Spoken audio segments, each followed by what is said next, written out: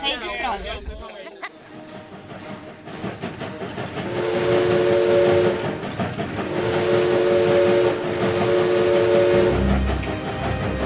A região era uma grande produtora de gêneros alimentícios que abastecia a capital. E havia uma grande dificuldade de escoar essa produção. Então, pensou-se na construção da ferrovia, né, ligando Porto Alegre a São Leopoldo. Em 1871, depois de discussões sobre a criação de um caminho de ferro entre a capital provincial e o Vale dos Sinos, a cidade de São Leopoldo foi a primeira a receber as obras da ferrovia. Essa chegada ajudou a configurar uma nova paisagem na região. Então, aqui havia um grande desenvolvimento econômico, havia uma grande necessidade de ter um meio de transporte mais rápido para o escoamento da produção. Este aqui foi o ponto final da primeira linha ferroviária do Rio Grande do Sul. Os trens que passavam por aqui faziam a ligação de passageiros e cargas entre Porto Alegre e os municípios de Canoas, Esteio, Sapucaia do Sul e São Leopoldo. Toda essa linha ferroviária levou cerca de 3 anos para ser construída e o objetivo dela foi facilitar com um transporte mais moderno a ligação da capital provincial com os municípios da região metropolitana.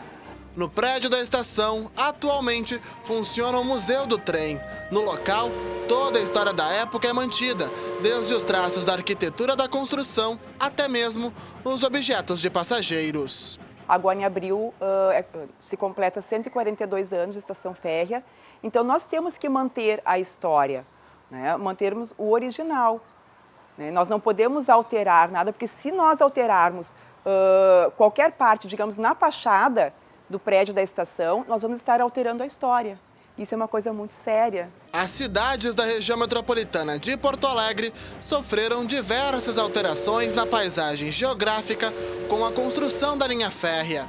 Canoas, Esteio e Sapucaia do Sul são divididas ao meio pelos trilhos do trem desde o século XIX. A justificativa para a escolha do caminho, na época, era de que ele seria o mais curto entre os municípios. A ideia era suplantar a navegação no Rio dos Sinos, né? Que era a forma que ligava São Leopoldo a Porto Alegre, trazendo pessoas, gêneros alimentícios, demais gêneros, né? Dentro da área de Canoas, se você verificar, claro que com uma distância longa, não é? Mas o trilho do trem, ele acompanha, né, o Rio dos Sinos, né? A paisagem de Canoas é considerada a mais afetada pela divisão, mas, ao mesmo tempo, a cidade foi beneficiada com a chegada do trem. Foi após a primeira viagem que o povoado do distrito de Gravataí começou a se formar. Para se ter uma ideia do tamanho da região, na época, em 1885, eram apenas 8 horários de trens que ligavam Porto Alegre ao município. No caso, após a emancipação da cidade, nós ainda vamos ter uma paisagem da cidade literalmente cortada ao meio pela linha do trem. Esta mesma paisagem do trem cortando a cidade, trazendo pessoas, fazendo esse link facilitador para que as pessoas viessem para a cidade se estabelecer. Por muito tempo também, pouco mais posteriormente, aí, Canoas foi conhecido também como dormitório, não é? As pessoas praticamente ficavam aqui, iam trabalhar em outros locais.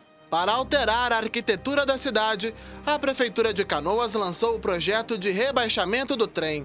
Com 2 quilômetros de extensão, ele deve voltar a unir as duas regiões do centro, que foram separadas ainda na época das fazendas. Isso já poderia ter sido feito quando construíram o trem. Nós passamos numa elevação aqui no centro de Canoas.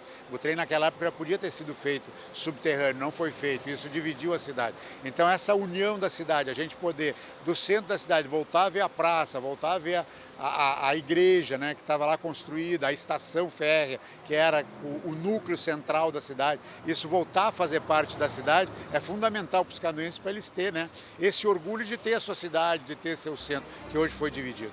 Atualmente, a linha férrea conta com 17 estações entre São Leopoldo e Porto Alegre.